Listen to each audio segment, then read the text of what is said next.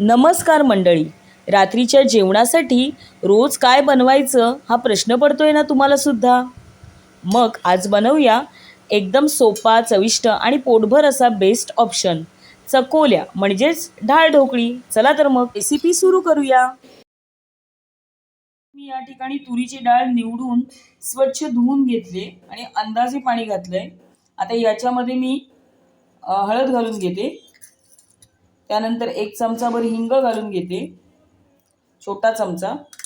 त्यानंतर या ठिकाणी मी टोमॅटो स्वच्छ धुवून चिरून घेतलाय, तो टोमॅटो घालून घेते.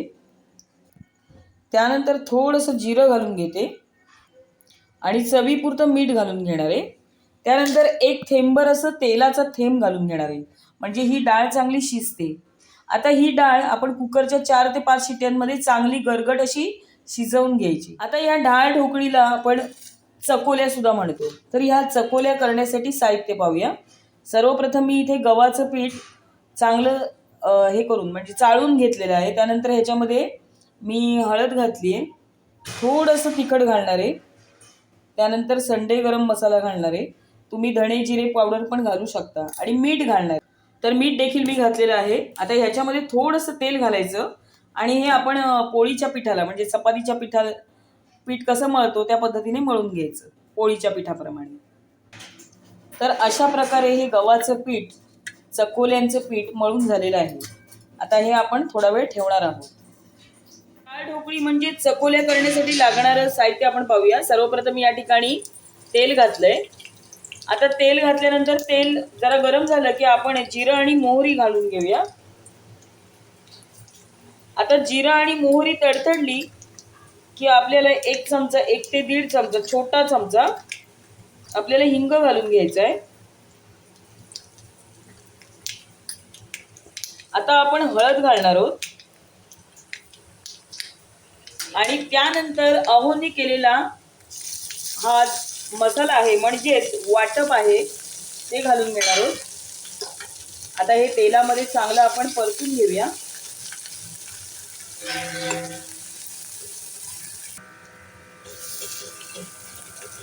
आता आपण कढीपत्ता घालूया. छान असा सुगंध येतो कढीपत्त्याचा. आता आपण आलं लसूण पेस्ट घालून घेऊया. तर आलं लसूण पेस्ट आणि मिरचीचा खरडा मी या वाटणामध्ये घातलेला आहे. आता आपण थोडंसं तिखट घालूया आणि ते देखील चांगलं परतून घेऊया. थोडासा संडे गरम मसाला, अगदी चमचा बघा मी केवढासा वापरलाय. आता हे सगळं भाजून घेतल्यानंतर इथे मी मगाशी जी तुम्हाला दाखवली तुरीची डाळ टोमॅटो घालून मस्त शिजवून घेतली आणि घाटून देखील घेतली, तर ती घातलेली आहे. आता ही डाळ शिजते तोपर्यंत आपण थोडासा गूळ घालून घेऊया. मी थोडासा चवीपुरता गूळ घातलेला आहे. आणि आता मेन इन्ग्रेडियंट ते म्हणजे ह्या बघा चकोल्या. मी पोळीसारख्या म्हणजे पोळी लाटून घेतली. थोडक्यात काही जणांना थोडी शंका येते, त्यामुळे मी त्यांना सांगते की चपाती लाटून घेतले आणि असे तुकडे करून घेतले, चपातीचे चकोल्या करून घेतल्या. त्या आता मी या आमटीमध्ये घालणार आहे. हे बघा अशा प्रकारे. हे बघा, तर हे बघा चकोल्या चांगल्या शिजत आहेत. फ्रेश अशी कोथिंबीर आपण घालणार आहोत.